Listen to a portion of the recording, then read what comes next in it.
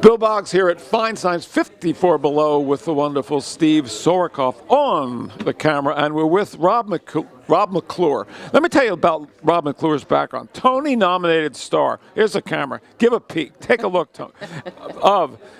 Something Rotten, Honeymoon in Vegas, and Chaplin. That is a tremendous accomplishment for any performer, and he's coming here on July 1st and July 2nd at 7 p.m., appearing at Feinstein's in Rob McClure Smile, a beautiful Charlie Chaplin. Exactly, yeah. So tell us about your act.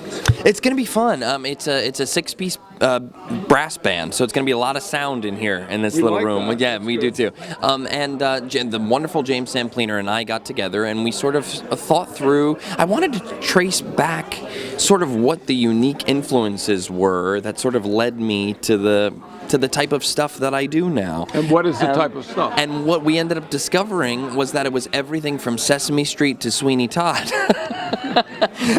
And there's good everywhere. Exactly, and what we discovered was that the unique thread that can tie Sesame Street to Sweeney Todd is my life, and so through sort of navigating that story, we tell that story of me and how I ended up here using the music that has sort of shaped my career, and James has come up with these incredible arrangements of these songs. Love, I hear, makes you sigh a lot. Also, love, I hear, leaves you weak. Love, I hear, makes you blush and turns you ashen. You try to speak with passion and squeak. I hear love. So, from a really early age, I think probably just like me, when I was 5 years old, I was so into music when I was 5, listening to it, singing along with the songs.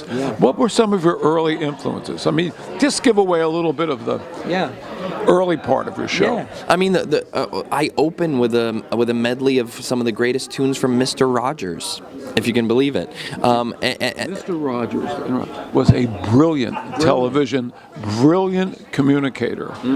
I watched Mr. Rogers all through my career just as somebody who could come right through the camera and talk to you in a non-announcing way. All right, go ahead. Absolutely right. And it's that sort of simplistic storytelling, clear, as you said, clear communicator.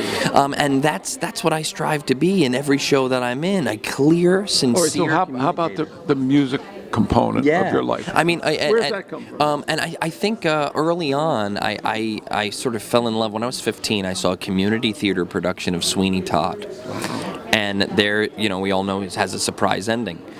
I was so blown away that I was every Friday, Saturday, Sunday for 3 months at $12 a pop. I had a part-time job. I saw every performance, and by the end, I wasn't watching the show. I was watching the audience watch the show. You were learning. I was learning how stories were being told through music, and that's really what I love to do. I love music that starts one place and ends in another. I don't really fall for a lot of pop music where it's the same chorus over and over, and you go, oh, that's catchy. Sure, catchy is great, but the type of music that interests me is communicative. Now, when you say let's talk about Something Rotten, Honeymoon in Vegas, which I love, and Chaplin, which I thought was very good as well.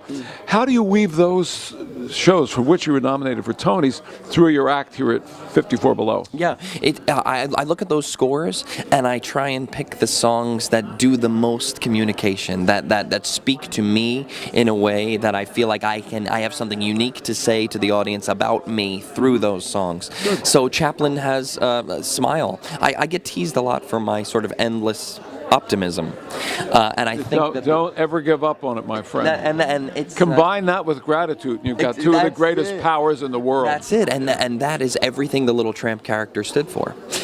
So Smile basically says that very thing.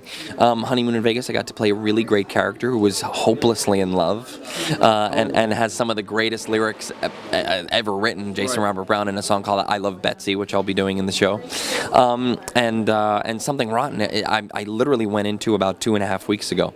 I replaced the great Brian Darcy James. Wow, And, well, this is a big challenge. oh, it's That's terrific. Yeah, having a ball. You know, I always wonder when somebody goes in as a replacement, Yeah. how much rehearsal do you really get? Your first night on stage, you really feel that you're grounded? No. You know, I knew that would be the answer. Oh yeah, I had 11 days in a rehearsal room where they told me where to go, what to say, how to sing. How much time on the actual stage? A day. You go in at 1 o'clock, you meet everyone, you shake their hand, you run through it once, you go have dinner, and you go in that night. So they're all doing you a favor by showing up on a work day That's to get exactly you in. right. Let's get this kid in here and get him the hell out And of here. you're the That's only good. one in costume and mic. They're all in sweats and t-shirts because it's their 500th time. And but they were that building, the St. James Theater. They were all welcoming with open arms and have been That's nothing but cool. wonderful. All right, let's wrap it up. Now, I want to remind everybody, we've been talking here with Stephen Sorokoff to Rob McClure. He's going to be appearing here at Feinstein 54 Below in Rob McClure Smile, July 1st, July 2nd at 7 p.m. That's right. Thank you very It's my much. It's a pleasure. pleasure to meet you. Back at you. Thanks. Indeed.